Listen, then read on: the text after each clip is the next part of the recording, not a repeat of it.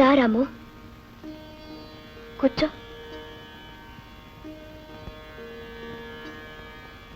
ఎలా ఉన్నావు? బాగానే ఉన్నా.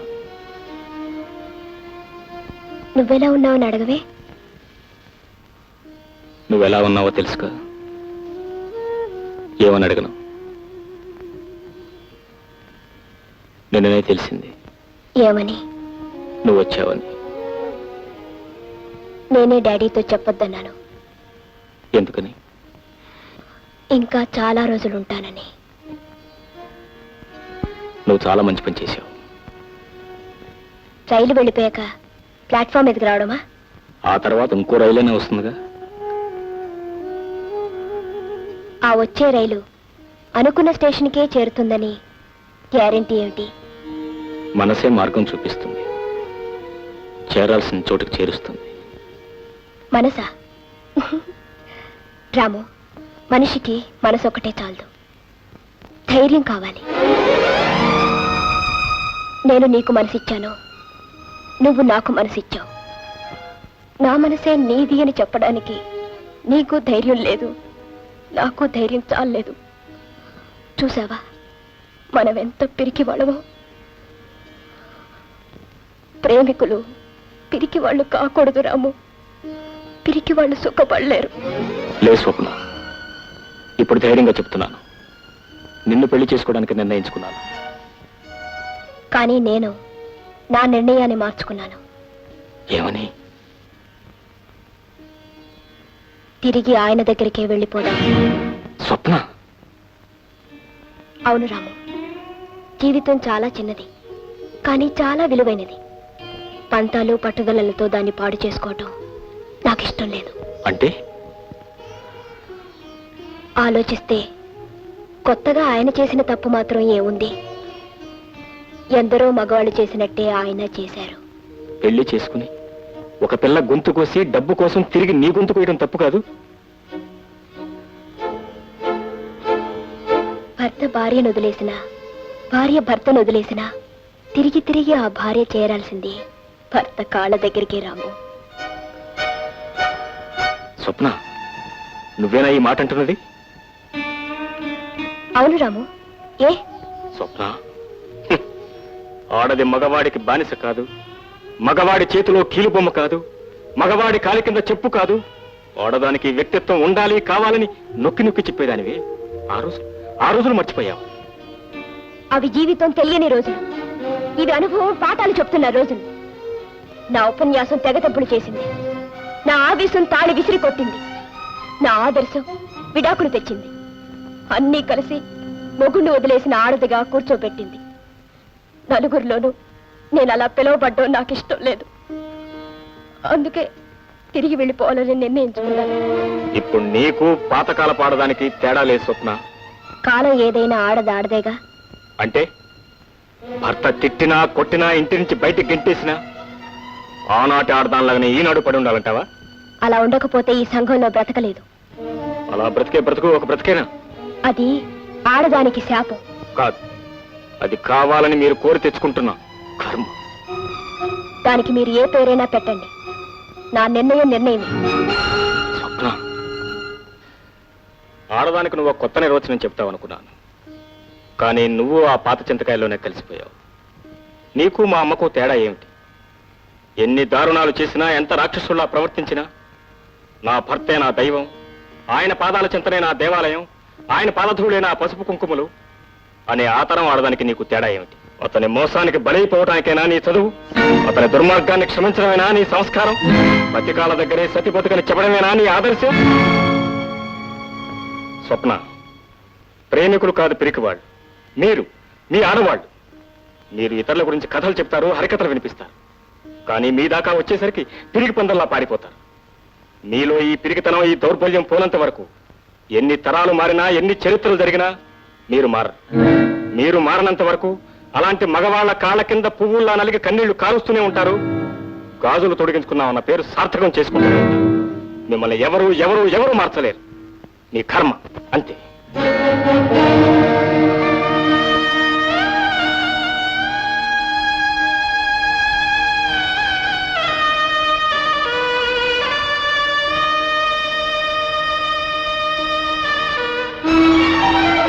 స్వప్న, ఏమిటమ్మా నువ్వు మళ్ళీ వాడి దగ్గరికి వెళ్ళిపోతున్నావా?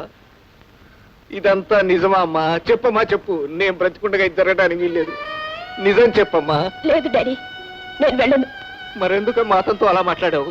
రాము అంటే నీకు ఇష్టం లేదా? ఇష్టం లేక కాదు. మరి ఇంత జరిగినా మన మీద గౌరవంతో ఈ పెళ్లికి ఒప్పుకున్నాడు కదమ్మా. నీకేమైనా పిచ్చి పెట్టిందా? మళ్ళీ నీ బ్రతుకు ఎందుకమ్మా ఇంకా ఇంకా నరకం చేసుకుంటావు? చెప్పమ్మా.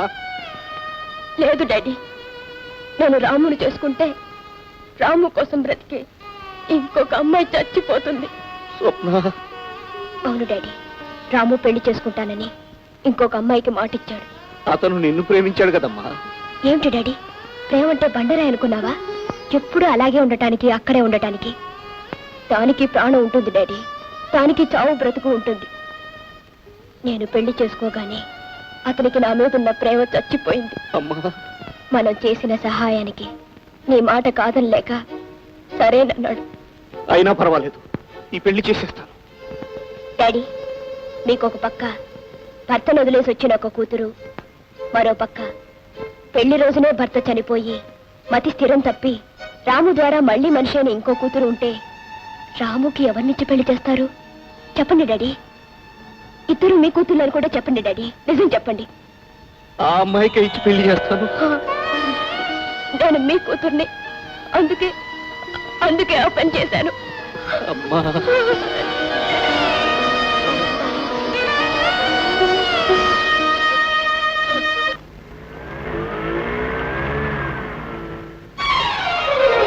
బాబు బాబు, ఆ పద్మమ్మ గారు చచ్చిపోవడానికని ఉంగరంలో రాయి నూరు మింగేసినారంట.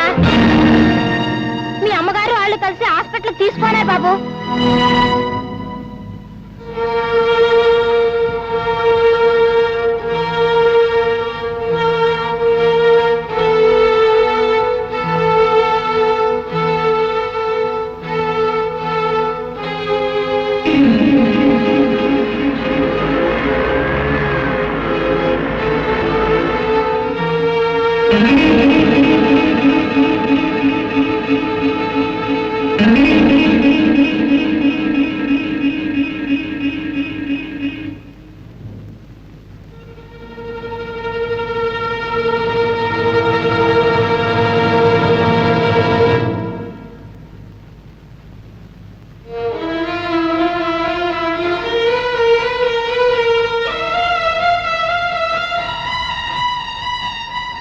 డాక్టర్ గారు, ఎలా ఉంది?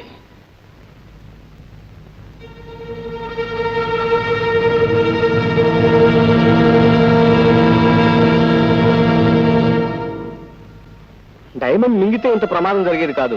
చావాలని నిర్ధారణ చేసుకుని డైమండ్ నూరు మింగేసింది. అది మొత్తం నరాలన్నింటినీ కోసేస్తుంది.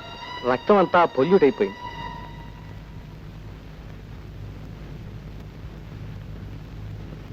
రక్తం గాని నల్లబడితే మాత్రం చాలా ప్రమాదం.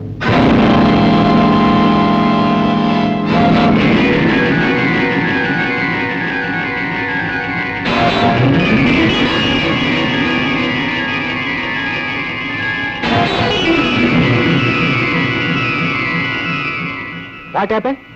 అమ్మాయి గ్రూప్ బ్లడ్ లేదండి.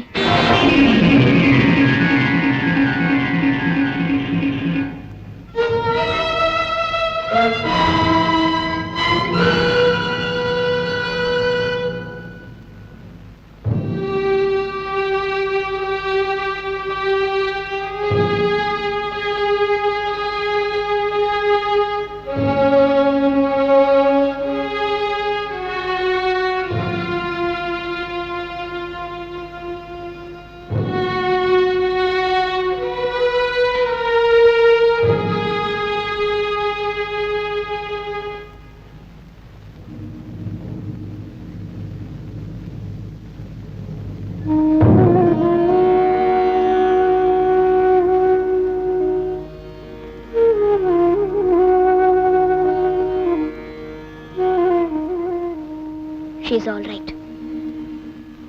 Thank you very much.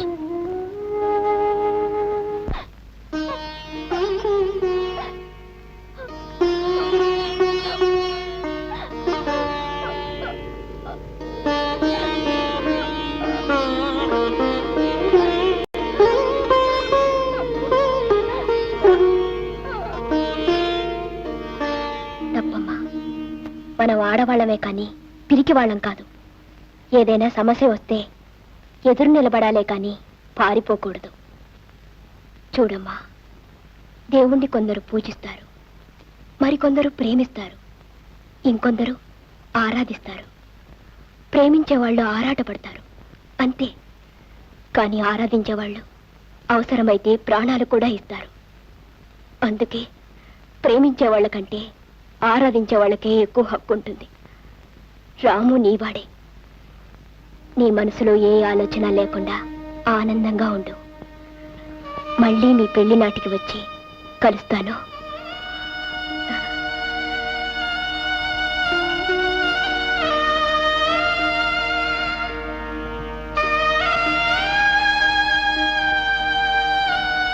రాము, నీ మనసు నాకు తెలుసు. ఎవరు బాధపడ్డా నువ్వు భరించలేవు.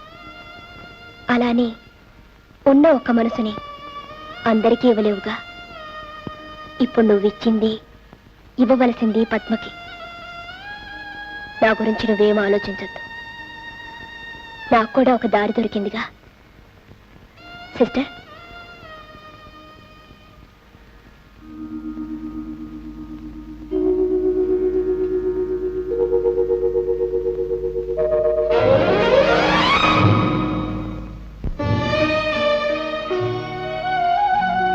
కుమారి స్వప్న.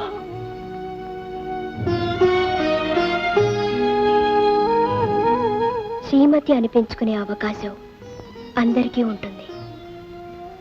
కానీ కుమారిగా మిగిలిపోయే అదృష్టం నా ఒక్కదానికే కలిగింది.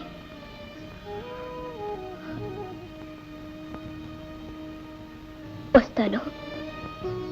హాస్పిటల్ ప్రారంభానికి మాత్రం నువ్వు పద్మ తప్పకుండా రావాలి.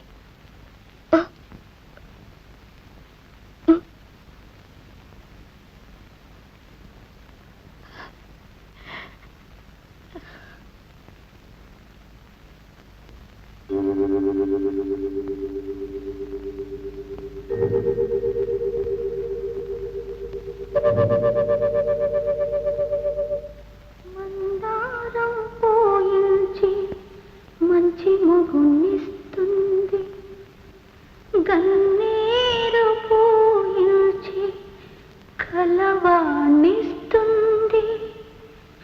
పదిలంగా దాచుకున్న ప్రాణరక్తమిచ్చి, పదిలంగా దాచుకున్న ప్రాణరక్తమిచ్చి, చాతనవంతై తనే రాలిపోతుంది. గోరింట పూచింది కొమ్మ లేకుండా, మురిపాల అరచేత మొక్క తొడిగింది.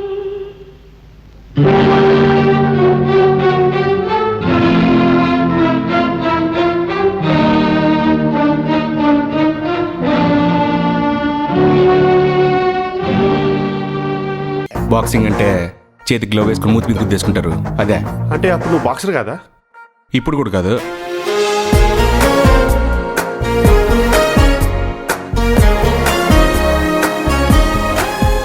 ఆ అమ్మాయిని ఎలా సార్ మీకు సెట్ చేసేది? నన్నే అమ్మాయికి సెట్ చేయండి.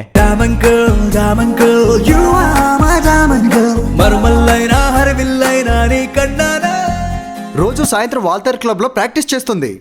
ఏటి ప్యాకెట? ఓ, అది టెన్నిస్ అబ్బా.